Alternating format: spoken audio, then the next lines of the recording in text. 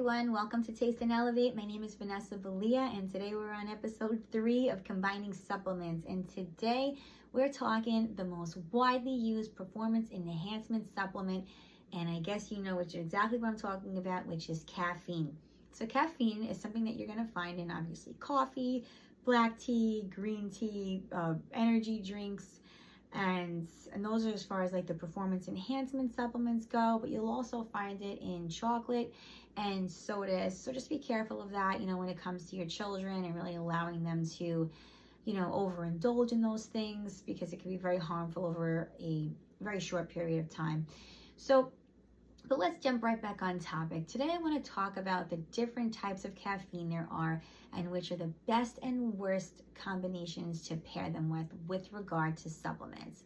Okay, so jumping right in, the natural type of caffeine you're going to find in coffee, you're going to find it in green tea, yerba mate, you're going to find it in guarana, and there's other different types of caffeine teas that have caffeine in there, but those are the most prominent ones that I really want to get into tonight, because they're also filled with polyphenols, antioxidant rich, and L-theanine. So all of those already kind of have a natural inbuilt good combination of supplements that you'll find in those green teas and black tea. You're not going to find that in coffee, but you know what? You could still combine the L-theanine in your coffee in the morning. So you can have a capsule form of that and then just enjoy that with a cup of coffee.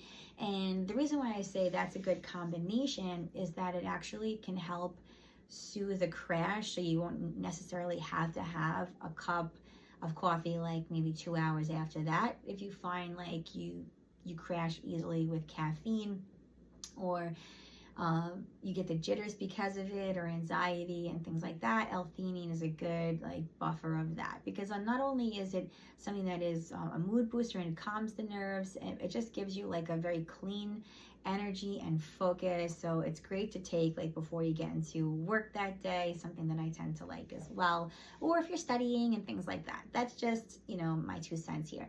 So that's a great combination. And then when you're looking in terms of your pre-workouts, that's another thing you can look for, the L-theanine. That's huge.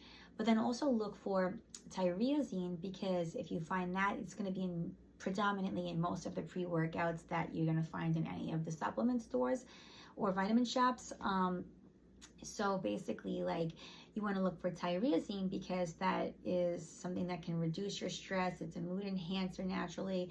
It not only it does that, but it also fights fatigue as well without being overly stimulating. So that's something to think about. You don't want to stack a stimulant upon stimulant, but we'll get into that a little bit later in the video. But to stay on topic, something that you do want to stack with your caffeine is creatine. Because especially if you're a weightlifter, you're training to potentially go on stage or in competition for whatever reason, or just for your own athleticism and you want to get big, those are the 2 things I would definitely say is good, because the 2 coupled together, it not only gives you that extra stamina, but it gives you an extra boost in when you're doing heavy lifting, and it also helps you kind of focus and dial in on the muscles, that muscle concentration a little bit more. So it just kind of gives you that extra boost. So another thing is, I wanted to just make sure that I'm going down my list here, but yeah, mainly it's also a fat burner. So caffeine on its own, I almost forgot to say this, it's a natural fat burner, and it has, it also helps your metabolic rate. So those are the pros about it. Some things that are not so great with caffeine, obviously it can cause jitters, it can cause anxiety, it can increase your blood pressure, and so it can also throw off your sleep cycle, which can cause a whole other slew of issues, which I spoke on another video. But something else you want to watch with too much caffeine, it can actually throw off your hormone balance, and so that can cause other issues that may interrupt your fertility. So those are just some things to consider about the pros and the cons.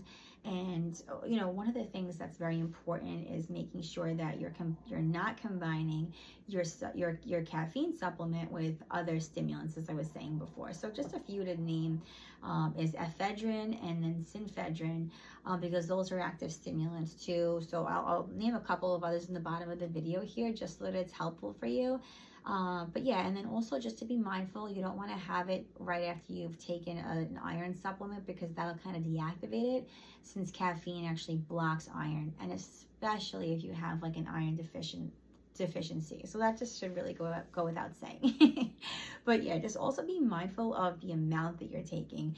Speaking from somebody that, you know, used to be up to, and this is embarrassing to even admit it out loud, but I would basically be drinking around 6 cups a day of coffee.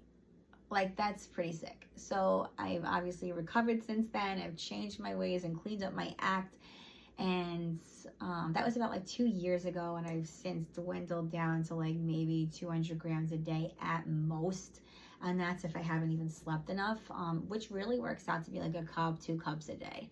So yeah, a lot less. You know, you want to do, that's usually a good average amount. If it exceeds that, then it can cause all the negative side effects that we're looking to avoid. You know, everything in moderation is a gift. You know, especially if you're taking it from the natural form, as I was saying before, like look for the natural form. And I don't even take like pre-workouts anymore in the gym that are caffeinated. But I do like supplements that do support my lift, and then keep me focused on when I'm exercising. So I will do more of like a green tea, or like what I'm drinking now. This is nice. It's actually from Trader Joe's. It's matcha green tea. So that's another thing that you can combine with it. And matcha is very good for your hormone health as well.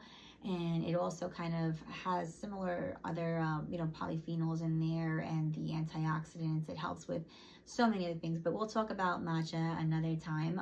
But for today, I wanted to just kind of keep it more, you know, condensed and to the point of like which supplements to compare it to, combine it with, and which ones not to. So, I mean, you know, those are just some quick tips that I have for you today. Hopefully this was helpful, something that you think about next time you're shopping supplements and looking for the best high quality products and getting the most for its use. All right, hopefully you enjoyed this video. If you did, share it with a friend, hit the like button, maybe comment below and tell me which supplement you want to see me review next, and which to combine it with and which to avoid. All right, thanks for watching. Have a blessed night. Love you all.